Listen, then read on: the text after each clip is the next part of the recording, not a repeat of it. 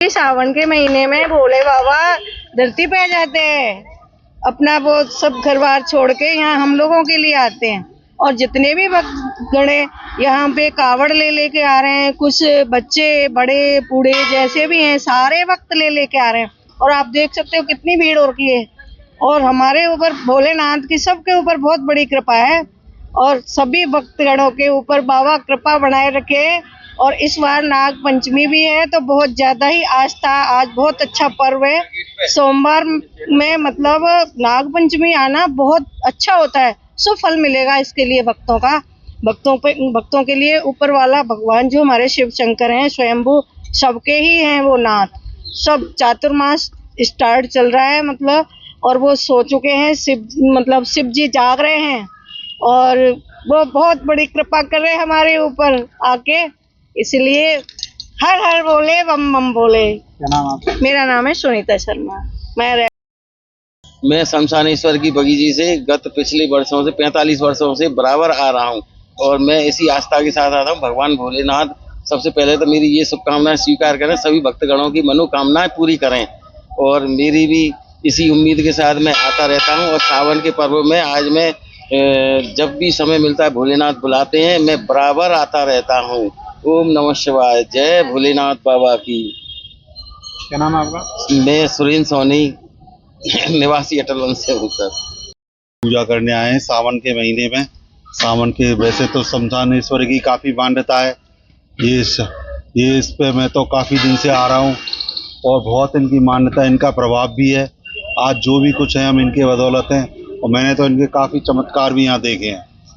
जब से मैं आ रहा हूँ इनके काफ़ी चमत्कार मुझे यहाँ देखने को मिले हैं। कई बार तो ऐसी चीज़ें मिली हैं जो नहीं मांगना चाहो वो भी मिल जाती हैं, मन में जो इच्छा होती है वो भी पूरी होती है।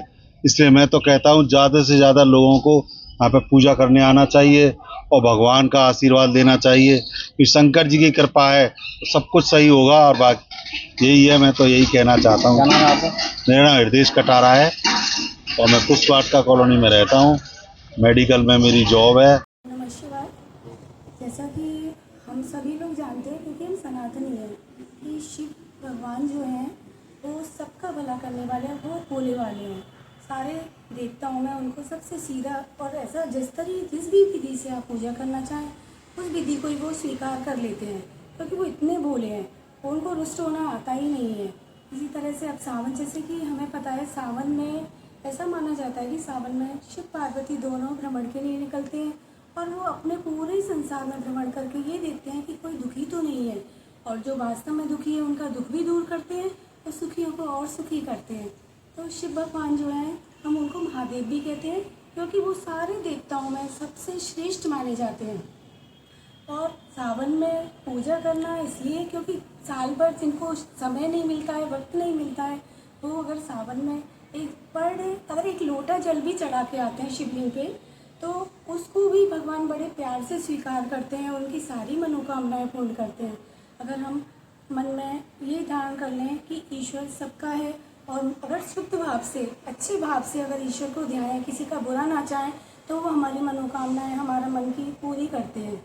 और सावन तो वैसे भी पूरी तरफ चारों तरफ एकदम से ऐसा महसूस होता है कि पूरा वातावरण भक्तिमय हो गया है। मंदिरों में जाओगे तो आपको चारों तरफ भीड़ दिखाई देगी और बाहर से बहुत दूर दूर से लोग कावड़ लेके आते हैं, जहाँ से गंगा से अलग अलग नदियों का जल लेकर के और वहाँ शिवलिंग पे अर्पित करते हैं।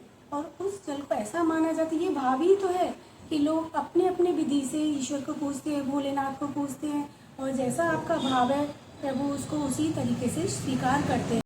अब जैसा नाम है उनका भोले, तो वो भोले भी हैं, लेकिन इतने भी भोले नहीं हैं कि वो कुछ गलत ना देख सकें। इनके पीछे एक कथा भी है कि एक बार क्या होता है कि शिव पार्वती होते हैं, भ्रमण करने जा रहे होते हैं, तो एक कोढ़ी होता है, वो महादेव के महाकाल उज्जैन में एक कोढ़ी ऐसी मानी जाती है कि उज्जैन का जो मंदिर है वहाँ एक कोढ़ी बैठा रहता था और वो भीख मांगता था। वो हमेशा कहता महाकाल महाकाल करके, तो लोग उसको खूब धनदाने देते थे। तो पार्वती भोलेनाथ जी से कहती हैं कि देखो ये कितना बड़ा भक्त है, कि नहीं ये भक्त नहीं है, ये हमेशा धन के लिए लालसा रखता है, कि नहीं ये आपका स्मरण करता है, आपको कुछ तो देना पड़ेगा इसको। तो भगवान शिव कहते हैं भोलेनाथ, चलो देवी आप कहते हो तो मैं इसको दे देता हूँ। तो वो दोनों भ्रमण करते हुए जाते हैं, तो चलो इसकी परीक्षा लेते हैं, लेकिन एक ही वरदान दूंगा। तो माँ भगवती कहती है ठीक है आप एक ही वरदान देना, लेकिन आप देना। तो वो वहाँ जाते हैं और उससे कहते हैं, तो वो जैसे ही अंधा होता है, कोढ़ी होता है, तो वो कहता है महाकाल महाकाल महाकाल। तो महादेव कहते हैं महाकाल मैं स्वयं आया हूँ अपनी माँ भगवती के साथ। तो कहते हैं अच्छा ठीक है, माँ भगवती के कहने पे मैं तुम्हें एक वर देता हूँ, पर तुम मांगिए। तो वो एक से ज़्यादा नहीं मांगना, अगर वो एक से ज़्यादा मांगोगे तो वो पूर्ण नहीं होगा। तो कहते हैं ठीक है आप मांगो। तो वो कहते हैं ठीक है आप मुझे मैं अपने बेटे का राज्याभिषेक करते हुए देखूँ। तो भगवान कहते हैं देखो कितना चतुर है ये, क्योंकि राज्याभिषेक इसलिए मांगा, इसका मतलब है कि राजा में का जो बेटा है उसी का बनेगा जो कोढ़ी ना हो, तो कोढ़ खत्म हो जाएगा। अब देखने का मतलब है उसको आंखें भी मिल जाएंगी और धन धान्य सारे मिल जाएंगे। तो भोलेनाथ उसको उसकी मनोकामना पूर्ण कर देते हैं। इसी तरह से हम जैसे कहानी हमें बता रही है कि शिव जो है वो तो नाम लेने मात्र से आपके भाग क्या है वो प्रसन्न हो जाते हैं और वो मनोकामना पूर्ण करते हैं। ओम नमः शिवाय।